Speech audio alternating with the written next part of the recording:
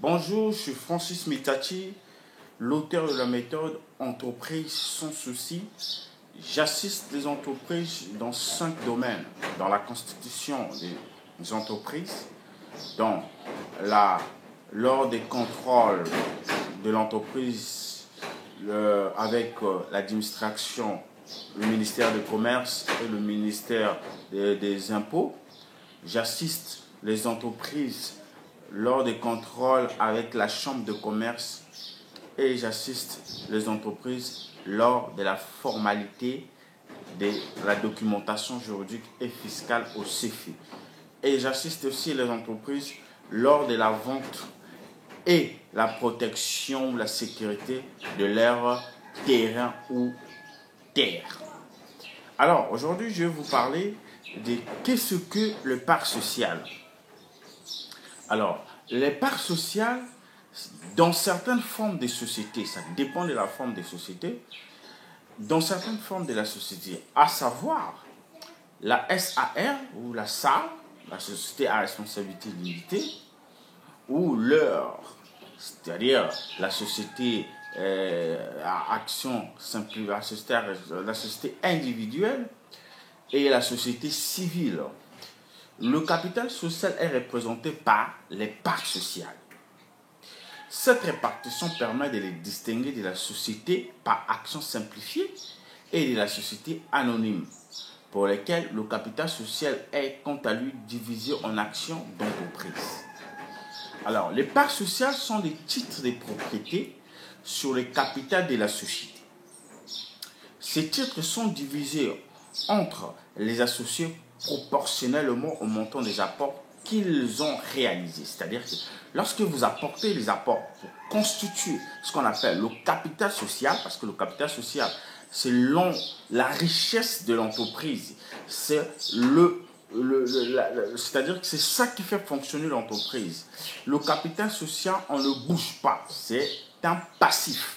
C'est-à-dire que vous devez mettre de côté le capital social et par rapport à ces titres, c'est-à-dire que le titre de propriété, par rapport à ces apports que les associés vont faire, ils sont répartis proportionnellement par rapport à leurs apports apportés dans l'entreprise. C'est-à-dire, par exemple, dans la société à responsabilité limitée, M.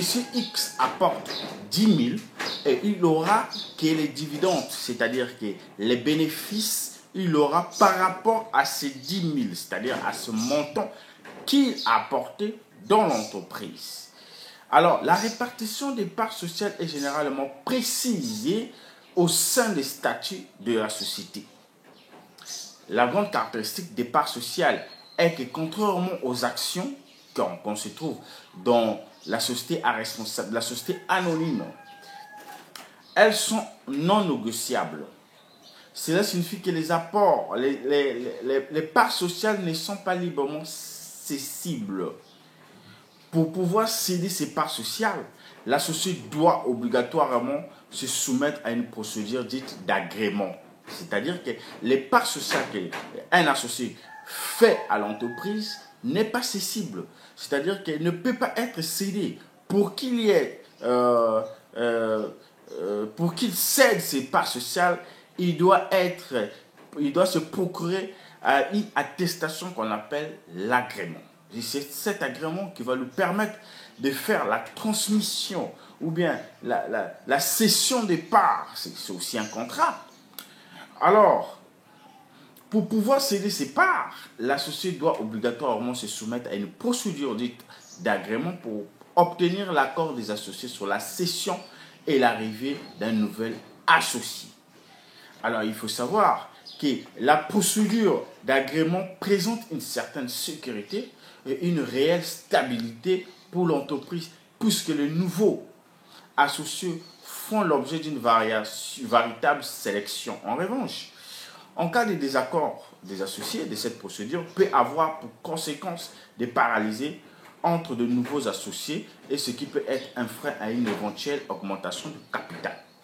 Alors, il faut savoir que le parc social ici, pour que ça puisse être cédé, il faut une procédure qu'on appelle d'agrément ou une attestation qu'on appelle agrément qui permette à un associé de faire la transmission, de la cession des parts pour qu'il y ait un nouveau associé dans l'entreprise. Ça s'appelle la technique de financement de l'entreprise.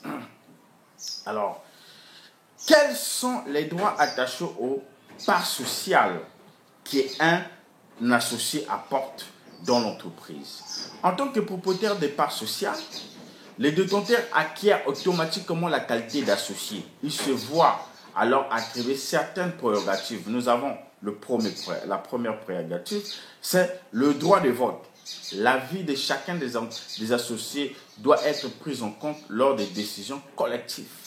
C'est-à-dire que l'associé qui va faire les parts sociales dans l'entreprise a ce qu'on appelle les prérogatives, c'est-à-dire que les droits de vote, il doit voter. Alors, je vous réserve la suite dans la méthode entreprise sans souci. Si vous voulez savoir plus, posez-moi des questions dans la description de cette vidéo. Mes contacts sont affichés.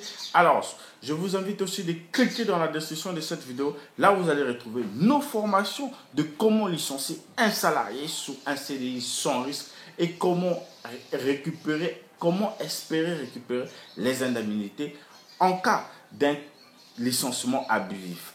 Alors, je vous dis, si vous voulez de notre accompagnement, nous sommes là pour vous accompagner à un prix dérisoire. Alors, je vous dis, ciao.